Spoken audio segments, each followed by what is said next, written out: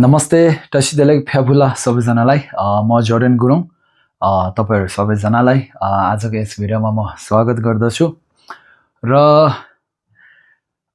यो भन्दा अघिल्लो भिडियोमा चाहिँ मैले यो भन्दा अघिल्लोको भिडियोदेखि चाहिँ मैले एउटा टिबेटन भाषा क्लास भनेर चाहिँ मैले सुरुवात गरेको छु है। टिबेटन भाषा यानी टिबेटन अक्षरहरू सिक्न मन भएकाहरूले सिक्न सक्नुहुनेछ है। उहाँहरुको लागि हो यो भिडियोहरु। र मानौं अब अहिले चाहिँ म जस्तै अब एलकेजी युकेजी भन्छ नि उहाँहरुको लागि चाहिँ सिकाइरहेको छम भनौं। टिबेटनको भाषा यानी टिबेटन अक्षरलाई लिएर चाहिँ अब अहिले चाहिँ तपाईहरु अहिले मैले जे सिकाइरहेको छ तपाईले त्यो जान्नुहुन्न भने चाहिँ तपाईहरु अब अहिले एलकेजी अथवा युकेजी मा छ भनेर सम्झिनु होला है। र यो भन्दा अगाडि चाहिँ मैले टिबेटनको कखगङ यानी टिबेटनको काखागाङ साजुसुम्जु भनिन्छ जसमा चाहिँ 30 वटा शब्दहरु छ है। त्यो हेर्नु भएको छैन भने त्यो भिडियो हेर्नु होला। त्यो हेरिसकेको छ भने चाहिँ आजको यस भिडियो चाहिँ तपाईहरुको लागि हो है। अब आजको यस भिडियोमा चाहिँ म के सिकाउँछु भन्दाखेरि त्यो 30 वटा शब्द मध्ये यस्ता 10 वटा शब्दहरु छन् है जसले चाहिँ कुनै एउटा अर्थ देखाउँछ है। नभए जस्तै टिबेटनको पहिलो अक्षर भनौं कि शब्द भनिन्छौ जुन चाहिँ का मात्रले त्यस्तो अर्थ देखाउँदैन, त्यसको खासै मतलब हुँदैन काको है। तर त्यस्तो 10 वटा कुनै शब्दहरु छ 30 मध्ये जुनले चाहिँ त्यो एउटै शब्दले मात्र पनि शब्द मतलब केही अर्थ देखाउँछ र केही मतलब देखाउँछ। जस्तै पहिलो छ खा है। खा जुन चाहिँ यस्तो छ खा भनेको के हो? खा भनेको नेपाली भाषामा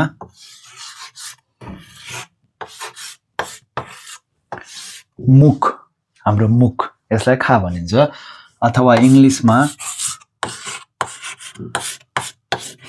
माउथ है। खा भनेको खा भनिन्छ नि, खा दोस्रो शब्द है। खाले चाहिँ मुख यानी माउथ, त्यसको मतलब चाहिँ त्यो है खा। अब त्यसै गरी अर्को शब्द छ जुन चाहिँ हो चौथो शब्द nga भनेको के हो? nga भनेको म है। आई भन्छ नि इंग्लिशमा हैन। nga भनेको म, ओहो म। अब तपाईले आई भन्न सक्नुहुन्छ अथवा मी है। nga है, आई मी nga भनेको त्यो भयो है त। यो थियो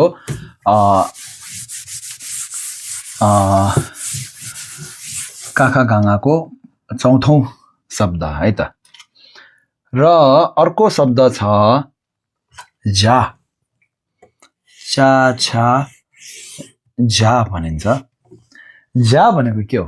जा भनेको चाहिँ सुने लाग्छ नि त। जा भनेको जा भनेको नेपालीमा चिया है। नेपालीमा भन्छौं चिया है। इंग्लिशमा टी। जा भनेको चिया अथवा टी है त। जा भयो हो। र त्यसपछिको शब्द भने न्या। अब न्या भनेको के हो? न्या भनेको माछा है। माछालाई टिबेटनमा न्या भनिन्छ। फिश है। फिशलाई न्या भनिन्छ। न्या भनेको फिश यानी माछा न्या। अब त्यसै गरी 4 वटा शब्द गयो है अहिले। त्यसै गरी न्या। त्यसै गरी अर्को शब्द छ फा। फा नेपालीमा फ भनिन्छ हो, टिबेटनमा फा। फा भनेको के हो फा भनेको बुवा आफ्नो बाबा बुवा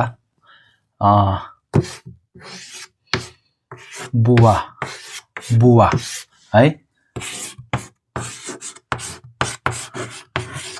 फादर है बुवालाई फा भनिन्छ र अरुको पनि शब्द छ पालाक पनि भनिन्छ हो त्यो हामी कुनै अरु दिन सिकौँला है बुवा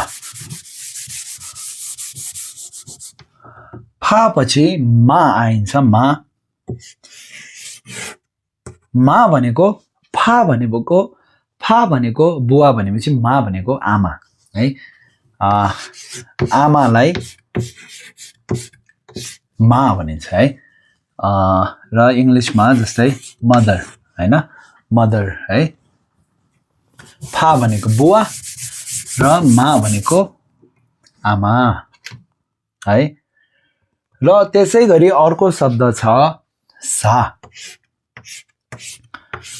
सा भनेको के हो सा भनेको खाऊ भनेको है खानु भनेको है खाना खाऊ भन्छ नि खाऊ कसरी लेख्छ खाऊ यस्तो होला हैन खाऊ है इंग्लिशमा भयो इट है सा भनिन्छ यसलाई है खाऊ र त्यसपछि अर्को छ सा पछि अर्को छ रा भनेको के हो रा भनेको बाख्रा है बाख्रा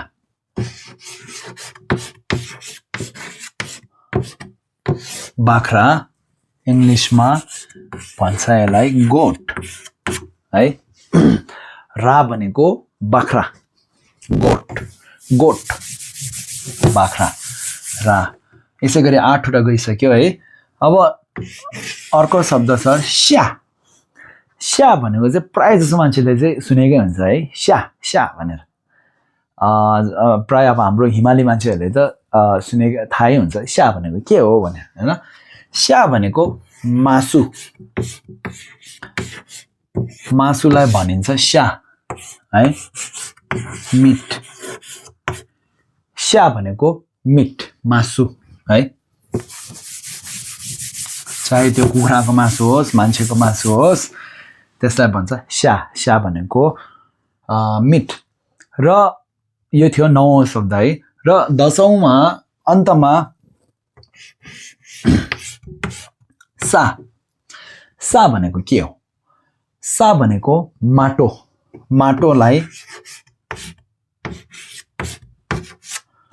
माटोलाई सा भनिन्छ अब इंग्लिशमा के भन्छ माटो के भनिन्छ हौ अर्थ त हैन माटोलाई के भन्छ डस्ट पनि हैन त्यो तपाईहरुलाई थाहा छ भने तल कमेन्टमा लेख्नु होला है र अस्ति चाहिँ मैले मार्करले लेखेको थिएँ त्यो अनि कसैले अलि देख्न गाह्रो भयो त्यस्तो भन्नु हुँदै थियो है त्यसैले चाहिँ आज मैले चक ल्याइकन चाहिँ लेखेको अनि आशा छ तपाईहरुले यो लेखेको जस्तो राम्रो देख्दै छ होला प्रष्ट क्लियर देख्दै छ होला भनेर र यो चाहिँ थियो काखा घाङा यानी साल्जे सुम्जु 30 वटाबाट चाहिँ मैले 10 वटा शब्द निकालेर चाहिँ त्यसको आफ्नै एउटा अर्थ मतलब भएको चाहिँ तपाईहरुलाई बुझाएको है र यसै गरी म सधैँ यो टिबेटन भाषा टिबेटन अक्षर यसरी यो युट्युबको भिडियो मार्फत तपाईहरुलाई सिकाउने प्रयास गर्नेछु र तपाईहरुले राम्ररी सिकिदिनु होला है अनि बिस्तारै चाहिँ हामीले पाइला गर्दै अनि एक दिन तपाईहरुले बुद्ध भगवानको त्यो जुन धोमाङहरु हुन्छ है